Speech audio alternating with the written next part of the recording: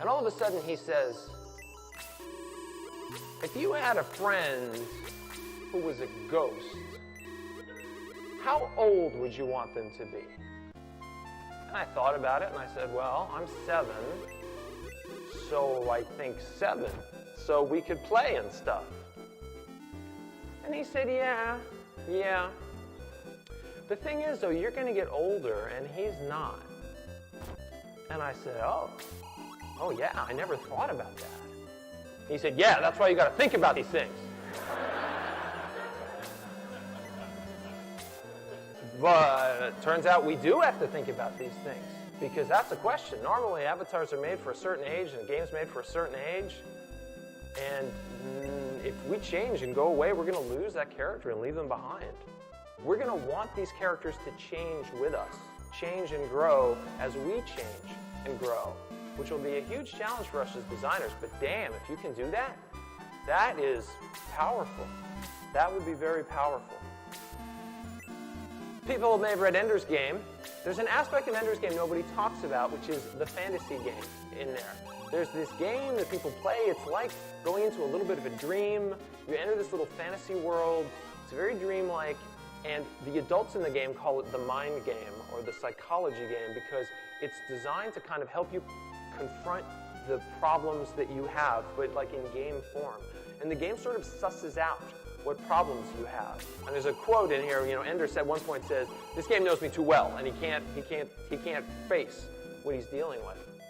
And imagine being able to create a story that is where you have so much data about the player and what they like and what they're into, that you can craft a story that is like just perfect for where they are age-wise and development-wise and interest-wise. That would be really, really powerful. So what platform is all this stuff going to happen on? Everyone wants to know what platform, where are the story games going to be? What's the right platform for story games? Because I'll tell you right now, all platforms are not created equal when it comes to story. And the right answer is stop thinking about platforms. Platforms are the wrong way to think about the world. You should think about the world instead in terms of venues, right? Where people use things, because that's going to stay the same. Where people use stuff will not change. It is a rock you can build around. The platforms will change, but the venues won't. So here's the 4 venues of the home. One of them is the hearth, right? This is the living room where the family gathers to kind of do these sort of public things. The second one is just kind of anywhere, the in-between space. This is where people play mobile games right now. It's a crappy place for stories. There's the reading nook. This is when I want to be really alone and really private and by myself, and it's quiet and it's very quiet, and this is obviously a good place for stories. And then a 4th one is the workbench, right? This is where I'm going to go. I've got a thing I want to achieve and accomplish. This is where PC gaming lives. People treat PC gaming differently than these other places because it's workbench mentality. I'm going to do this hard thing, and I'm going to dig in, and I'm going to drill in. It's different than the reading nook. It's different than the hearth, right? So when people say we're going to bring Steam to the living room, really? Is that really what you want to do? No. What you want to do is make an easier way to have Steam in the workbench. So where's good for stories? No, not anywhere. Anywhere is bad for stories. That's why story games don't work very well on mobile. And the hearth is okay, but not good for story games, because it's boring to watch somebody else's story game. The reading nook and the workbench are the places.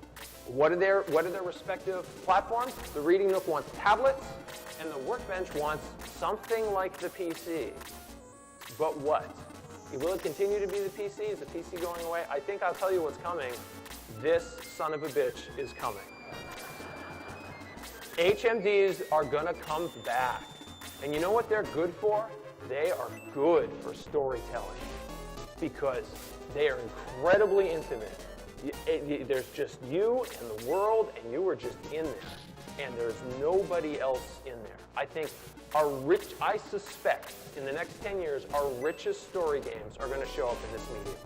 And note, this does not belong in the living room. This is a workbench or a reading nook medium. This is not a living room medium.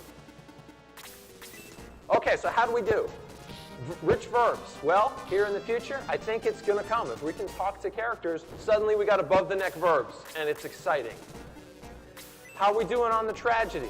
Well, I think if you've got a virtual companion who's been with you for 10, 15 years, and something horrible happens to them and they get killed, or they just get sick of you and they leave because they're fed up with your crap, oh my God, right? That would be, you would have tragedy in games, and it would be freaking powerful.